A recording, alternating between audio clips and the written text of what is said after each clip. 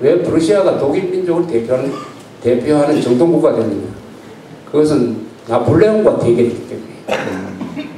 나폴레옹과 대결하면서 프러시아가 독일 사람들, 독일 민족 사이에서 이게 바로 독일 전체의 챔피언 국가다. 사르디니아가 주도권을 잡은 것도 마찬가지죠. 대표 선수가 돼가지고 오스트리아하고 전쟁을 했죠. 그래서 유명한 말이 아니죠. No war, no nation state. 전쟁 없이는 국민국가 만들어지지 않는다.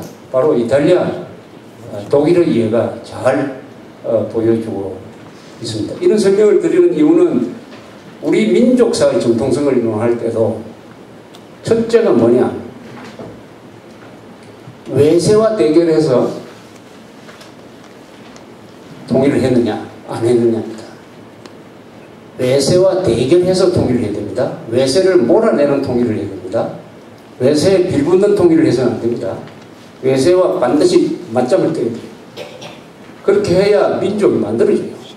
그 민족이라는 것은 투쟁의 산물인 것입니다.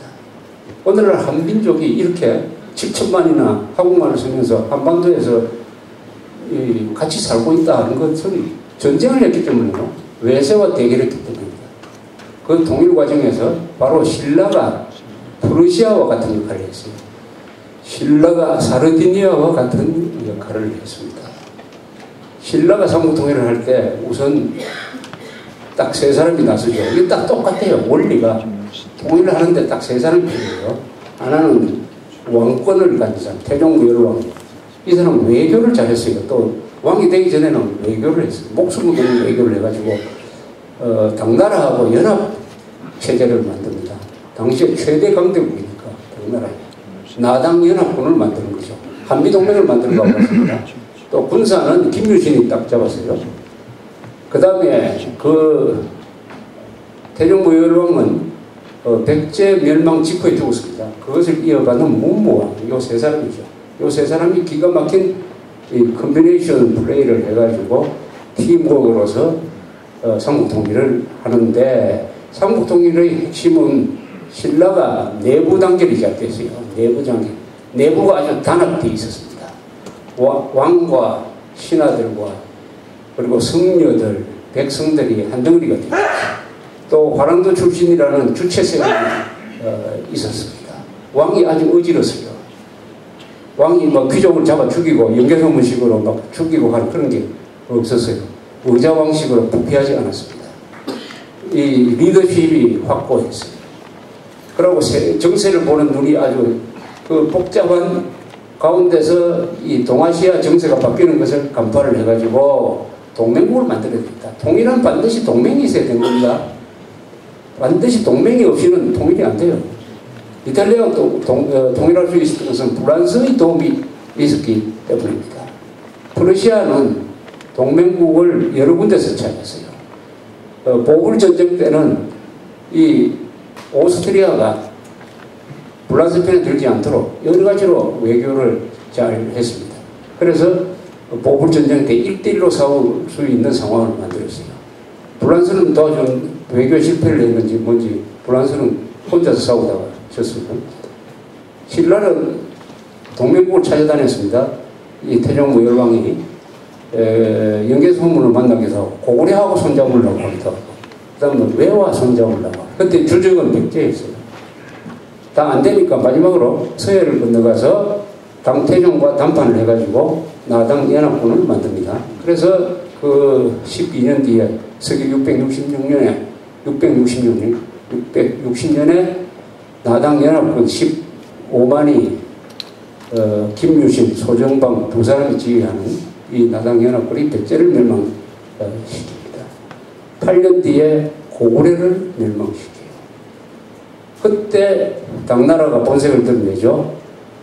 당나라가 10만 군대를 보내가 젊은 사람을 보내가지고 신라가 삼국통일을 하도록 자선사업을 하겠습니까?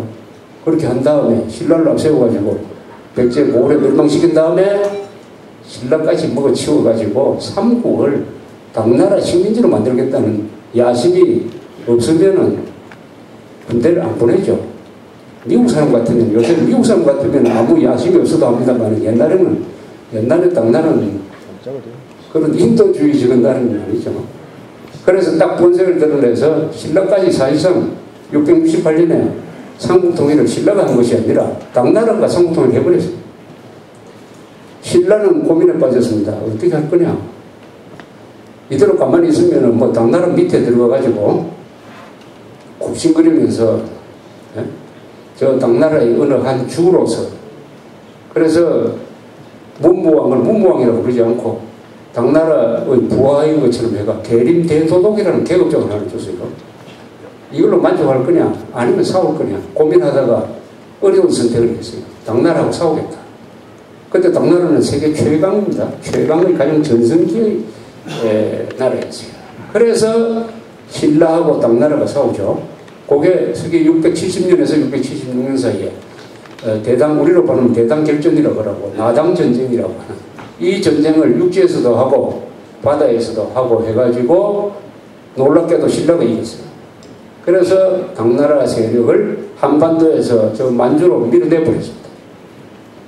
당나라도 신라가 하도 악착까지 달려들고 또 이거 한반도에서 싸우니까 막 보급선이 길어지고 해가지고 이게 군대를 하나 보내려면 막 먹는 것만 해도 마차 하나를 보내니까 이게 전쟁이 굉장히 불리해요.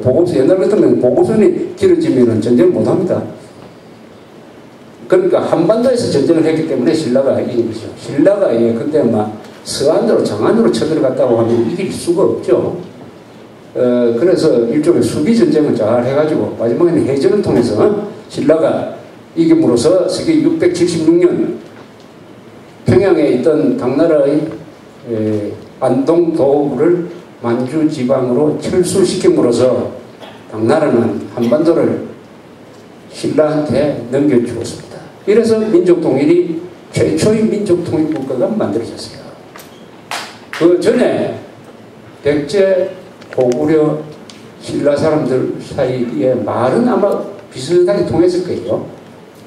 말은 통했지만은 우리가 같은 민족이다 하는 의식은 없었습니다.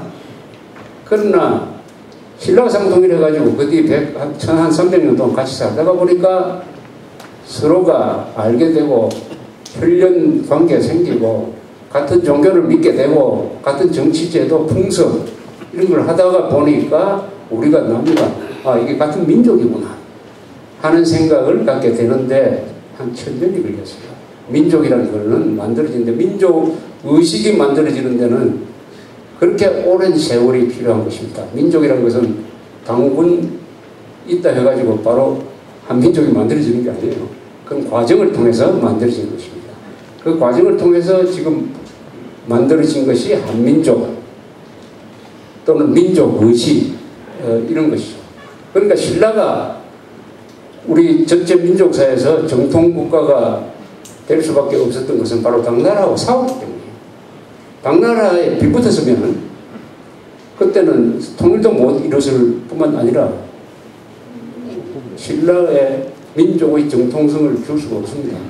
바로 당나라 힘을 빌렸지만 그 당나라와 싸워서 내쫓았다. 이것이 바로 신라한테 주어지는 민족사적 정통성의 제1조건이죠.